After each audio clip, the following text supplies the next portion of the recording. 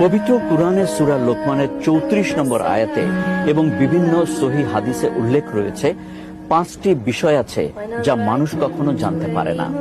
এই 5টি অদৃশ্য বা গায়েবের জ্ঞান কেবল আল্লাহই জানেন।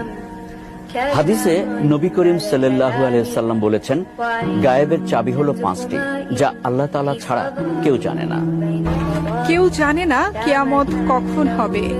কিয়ামতের কাছাকাছি কিছু নিদর্শন নবীজি সাল্লাল্লাহু আলাইহি ওয়াসাল্লাম বলেছেন, কিন্তু কিয়ামত প্রতিষ্ঠিত হওয়ার সঠিক সময় নিশ্চিত রূপে একমাত্র আল্লাহই জানেন। কেউ জানে না সে কোথায় ও কোন অবস্থায় মারা যাবে, কার মৃত্যু কিভাবে হবে, কোন অবস্থায় হবে, ঘরে না বাইরে, স্বদেশে না বিদেশে, এইসব কেউ জানে না। যিনি জানেন তিনি হলেন আল্লাহ তাআলা। কেউ জানে না আগামীকাল কি হবে, কি অর্জন করবে।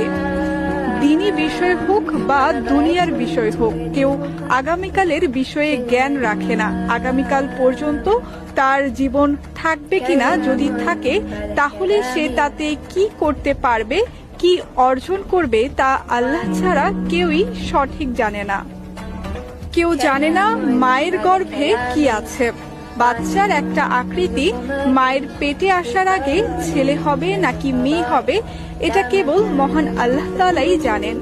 যদিও আকৃতি আসার পর বিভিন্ন যন্ত্রের সাহায্যে অসম্পূর্ণ ধারণা পাওয়া যায়, তবে এ বাচ্চা সৎ না অসৎ, সৌভাগ্যবান না দুর্ভাগ্যবান, পূর্ণ না অপূর্ণ, সুশ্রী না কুশ্রী হবে ইত্যাদি বিষয়ক জ্ঞান আল্লাহ ছাড়া আর কেউই জানে না।